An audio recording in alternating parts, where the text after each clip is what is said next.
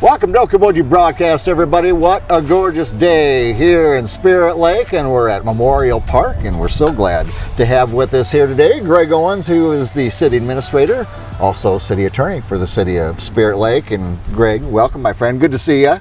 Oh, thank you. What an awesome day to be out here. Thank you for inviting me outdoors here. We were going to do it at City Hall. I was like, let's go to Memorial Park. Done deal. Happy to get outside. Well, let's talk about changes in recycling in the city of Spirit Lake, just kind of getting going now.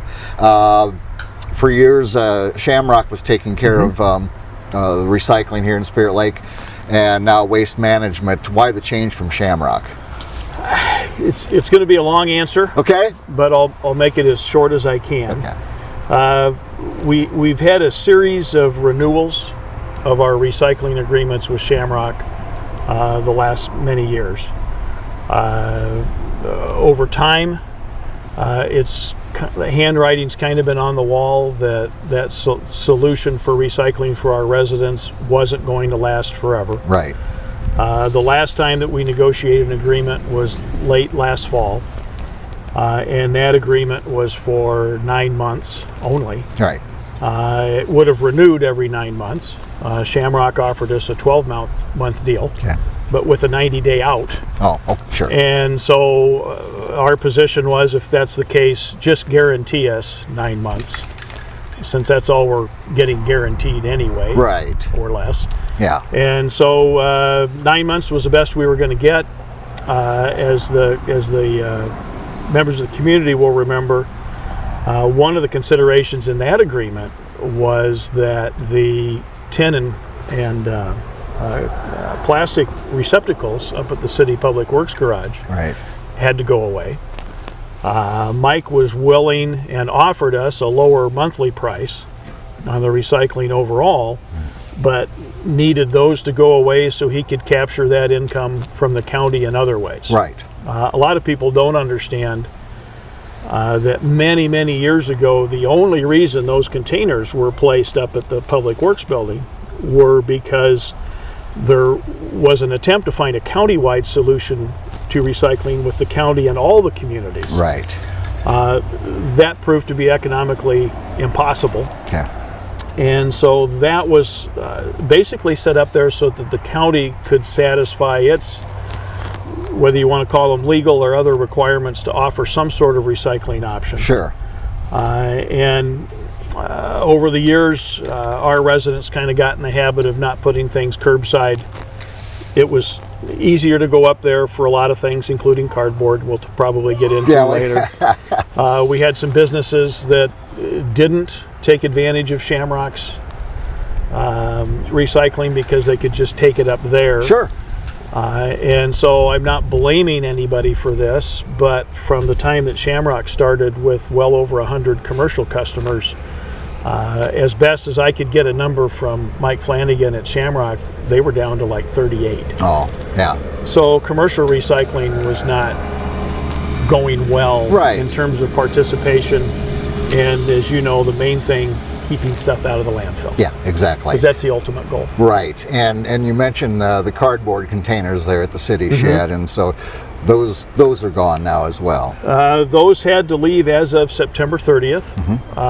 The agreement that we have with Waste Management entitles Waste Management to all the recyclables, and to control how those are picked up, and since they're in charge of picking them up, all that needs to be done either curbside or effectively curbside through whatever containers that commercial businesses choose to use through Waste Management. Sure. And the other reason was, of course, most of the cardboard that we got at that facility was from people that don't live in Spirit Lake.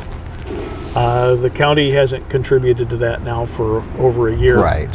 And again, sooner or later that was going to go away, and all I can say is for the last many years we've been really lucky to have what appeared to be a low-cost recycling option, but it was never representative of what the real cost of recycling is in today's world. Yeah. So now in Waste Management is in effect they are doing the recycling here in Spirit Lake. They are. They've got a contract with Spirit Lake, and that contract is for 5 years. Okay. So we've eliminated the uncertainty that we had dealt with Shamrock for the last 2 contracts. Right. And for the future. And time will tell if this will work better. But I think with some of the incentives and other things kind of built in with the way this is being done, I expect participation and volume to increase. Yeah, yeah. And, you know, I noticed, and you put out the city put out a great letter with kind of a lot of the same things I'm asking here, but some Q&A. Yes. And one of the questions was, why can't the city do the recycling themselves? And a very simple answer when you think about it there. It would be economically unworkable. Yeah. But whether it's taxpayers, residential, commercial, the cost involved in setting that thing up, leaving aside the question of how we would sell it and to whom, which normally is somebody else will make you pay to have them come get it for you for whatever time they will continue to do it. That's right. Impossible. Yeah. And another question there was, if a citizen says, well, I really don't recycle, I just want to opt out. Yes. You can't do that either. No, you can't. And there are 2 things that play into that. One thing that most people aren't aware of is in the Iowa Code, where there are regulations and statutes related to landfills. Yeah. Cities, counties are required to have plans for recycling. If you have such a plan, the code provides that it shall be mandatory and curbside. I would say that, again, we've had an option because it was our only option with Shamrock, but anybody would tell you that there was really nothing about the structure of that made it mandatory. Now that we no longer have Shamrock, we have one other option, and it's waste management, and it is able to make it mandatory. Yeah. We're obligated by law to do that, and it's not a matter of city ordinance. It's a matter of, if you're going to do it, this is how it has to be done. Right. So that's what we're doing, and we're now compliant. Yeah. And if people just plain don't want to have the container, takes up room in the garage, whatever the reason may be, Yes. They can do that? They can. We are doing the best we can to encourage the few people that absolutely don't want to recycle.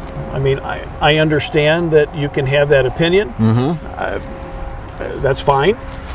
You don't have to recycle if you don't want to. The sense in which it's mandatory is you're getting charged for recycling, and that's to provide your incentive. Right. If they want that container removed, we are encouraging people to at least wait until after November 1st. And then get in touch with us after that time. 2 reasons. Number one, I'm hoping that some people will think about how much they actually have that could go in that container. And most people have no idea how much stuff they have that's recyclable. It's a lot. Yeah.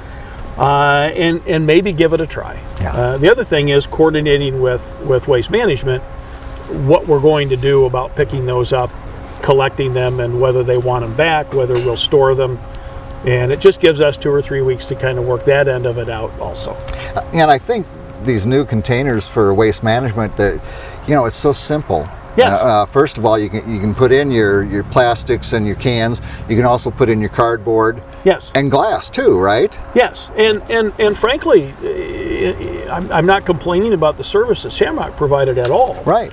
But one of the things that people didn't enjoy about that was having to separate items into, by the time we were through last year, 3 different containers to have them picked up. Single stream recycling has been the thing nationwide and growing for whatever reasons because of recycling markets. But it's the way it has to be done now. And most people that have embraced this have been excited about the fact that they can put everything in one container. Things that that Shamrock wouldn't pick up, or it wouldn't make sense putting out, like glass, because that was going to the landfill. Right. Isn't anymore. Yeah. and they'll take that. And I think with people being used to our containers for the last couple of years for garbage, I hope that's a little bit of training and help. Yes. Yeah, absolutely. And, well, I can remember when we had, for the city, when I was on city council, when we had to stop taking glass because there was no money in it. Nobody was hardly taking glass. And so, yeah, well, like you say, where does it go? Landfill. Right. So now in our garage, we got the recycle on one side, the garbage on the other. It's pretty simple. I know which is which. It is. It is. Yeah. At our house, it's so simple even I can do it. And trust me, that's saying something. So like we said, those are the materials that can go in that single container. Now, we've got zones in Spirit Lake and then a couple different, what is it, Green Day, or I can't remember what They're designated green and gold. Green and gold, okay. And so depending on whether you're green and gold, for example, the first round of pickups will be this coming Friday. Yep. The 9th. Right. Tomorrow. As we're talking. And the second round will be next week, and it's every other week. I don't have off the top of my head gold versus green. Right. But I can, for people that got the letter and are trying to figure out which they are. Yeah. There are two designations. Yeah. And it's semi separated the way it was for the old, like for garbage day. More or less. Yeah, close, but yeah. The north-south dividing line on this side of the highway is 20th Street. Okay. So now if you're north of 20th Street and on this east side of Highway 71, that is one area. Right. And that area starts on the 16th. The other area is everything south of 20th, and then also includes generally the residential development out there at Indian Hills Golf Course, right, and the Center Lake area and south of Center Lake. There's also some residential on the west side of the highway south of Center Lake as well. So yeah, I know you've got that information available, and yes. and Waste Management also sent out a nice letter that informed, so you got a couple different sources there to check out. So I get next question, and we're about the end here, Greg. I know you're a busy man. No. But the old recycling bins that we've got in our garages. I'm enjoying being at the park. And I was going to say, with the scheduling, I could never figure out, was it last Wednesday or 2 Wednesdays ago? So I looked to see down the street, and that's my day of, it's our day for recycling. Well, and the good news now is, instead of worrying about whether it's the particular Wednesday of the month, it's just every other week. Yeah. Right. So it gets a couple extra pickups a year for what that's worth. The only other thing I'd plug in reference to that is if you find out, because of the size of your family or all of the stuff you buy, whatever it might be, that the 64-gallon container isn't big enough for you, starting November 1st, Waste Management will allow anybody that contacts them to switch that 64-gallon container for a 96-gallon, which is substantially larger. Yeah. And at no extra cost whatsoever. I would point that out only to the extent that, number one, you may need it, just for volume of ordinary recycling, and for those people concerned about how I'm going to get my cardboard cut down or configured in this container, that gives you an opportunity that might make cutting down or folding the cardboard a little more convenient. Right, yeah. And make some more room for that. So after the 1st November, you can make that change if you wish. Absolutely. And again, as I was saying, in the old recycling bins, our tin and our... they're gone. They're gone. Yeah, well, those have been gone since last year. The cardboard ones are gone as of the 30th. No, that we have in your garage. Yes. So what do we do with those? 2 options. You are able to keep them if you want them. They're your property. At one point in time, either the city gave them to you, or you bought a house where somebody took them with them when they left. Yep. And you ended up having to buy some. Or like ours many years ago, they blew down into the lake one day on a windy day, and my wife and I bought some new ones also. Yeah. So keep them, or anytime, if you want to drop those off at the City Public Works building, you can. You can. And we'll just take them back. And my thought is, come spring, we'll see how many we've got and see if there's anybody out there that wants to buy them, you know, in bulk and get rid of them. But we figured that was an easier solution than telling people it's your can, you figure it out. So, after November 1st, you can upsize. In the meantime, with the old containers, if you don't want them, drop them off at the street garage anytime you want. See, I think they're handy to have moving into the next segment here, and that's when I didn't have plastic or cans in them, when I was cleaning up my yard, it was I can get leaves and needles and everything else and take them out to the green waste site. The green waste site is still, yes. But the green waste site, we're going right now, and things have changed at all, hours, days, or? Hours changed this week. Okay. We tend to adjust them as it gets darker. So weekend hours are the same. Sunday 1 to 5, Saturday 9 to 5. Okay. Tuesday and Thursday hours have shifted an hour earlier.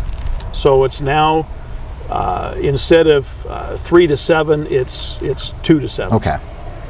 And that will continue until we get to is it end of or beginning? End of daylight savings time. And once daylight savings time ends through the rest of the season, so basically first part of November until right before Thanksgiving, the Tuesday, Thursday hours will change to 1 to 5. Okay. So basically Tuesdays and Thursdays just keep shifting a little earlier. Weekend hours will remain the same, and that typically we try and keep that open if we can until that weekend before Thanksgiving. Right. Yep. And in the past, that's generally about it. Right. Or we've had snow and we've had to close early. Yeah, well, all those options are on the table. Yeah, that's right. Depending on Mother Nature. Now it stays like this. Who knows? That'd be awesome. Leaves are, I thought they were all going to come down early. I did too. And they seem to be hanging on for dear life. Yeah. So I hope this weather continues. I'm all for it. Yeah. Can I put that in the next agenda for Spirit Lake City Council? Please.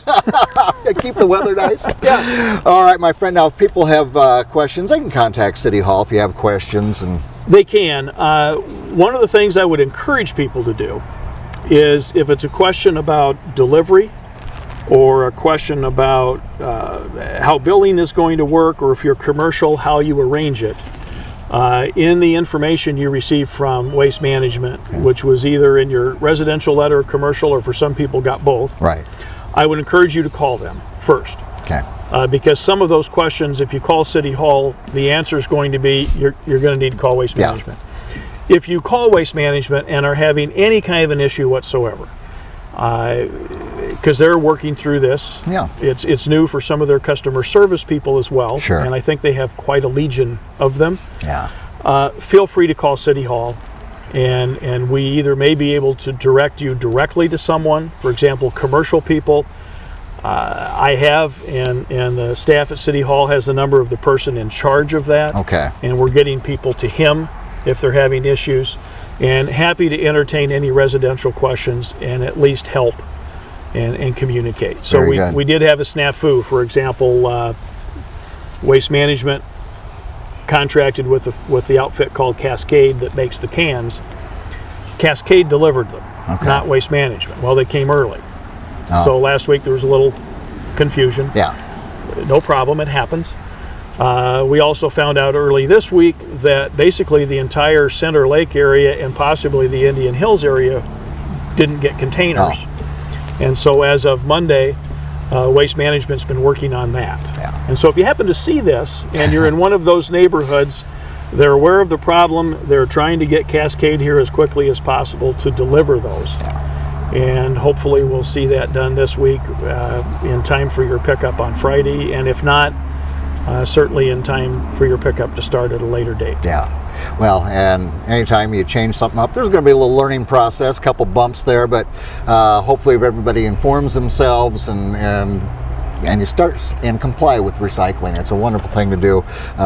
Get over that real quick. I'm optimistic about where this is going to go for our community in the next several years. Yeah. Our residential volume isn't even what it was 5 to 8 years ago. So yeah. Too much is going to that landfill. It is not going to last forever. That's right. And whether you feel a sense of community about that, or support recycling, or don't support recycling, one way or the other, it's going to come back and bite us all. Right. Because if that facility gets overloaded, or to the point where they're feeling like recycling isn't helping take the load off, Yeah. we all know what's going to happen to sanitation rates. Oh, and absolutely. those are going to go through the roof. Yeah. And this is just another way to try and manage costs that I think people don't perceive, because they just come through on that water bill and they're paid. The recycling charge now is a little more in your face. The city could have paid that money to Waste Management, but now you're adding costs for that utility of city handling of this and that. Right. And Waste Management wouldn't have allowed that anyway. So we have what we have, and I'm optimistic we're going to see a lot better participation and volume. And I'm hoping, Jeff, whether it's 6 months or 8 months, if we can get some facts and figures from Waste Management, I'm hoping to be able to share positive news about that in several months. Good. And trust me, whatever the news is, we'll share it. Okay. I'm hoping that will be positive, and I'm pretty optimistic. Let's all hope for that. Yes. All right. Well, my friend, I thank you for taking time here with me and getting me out in the sunshine. Keep a little bit of my glow here as we move through fall. So, yeah, shorts. I know. Yeah. Well, it's still the short season. All right. Gregg Owens here with us, of course, the city administrator and also the city attorney for the city of Spirit Lake. We thank him for being here with us, and we thank you, of course, for watching us right here on Okoboji Broadcast. Okoboji Broadcast with Jeff Thee is brought to you in part by Pure Fishing in Spirit Lake, the Scott Troutman State Farm Agency in Spirit Lake, Last Touch Painting and Cleaning, providing interior, exterior, and house painting and professional cleaning services in Spirit Lake, Okoboji Mattress Company, 1 mile west of the junction of Highway 9 and 71 in Spirit Lake, Bank Midwest, dream big, plan wisely, live well, and Ducky's Marine and Motorsports Repair in Spirit Lake, Lakes Regional Healthcare and Avera Partner, Brand's Law Office in Spirit Lake, Ruthven Locker, where carnivores are welcome on Hill Avenue in Spirit Lake, Beck Engineering in Spirit Lake, B Radiant Laser Skin Studio, newly located in the Okoboji Plaza in Okoboji, and by Quest Wealth Management, a financial advisory practice of Ameriprise Financial Services, advisors Jan Spielman, AJ Spielman, and Erica Wachholz.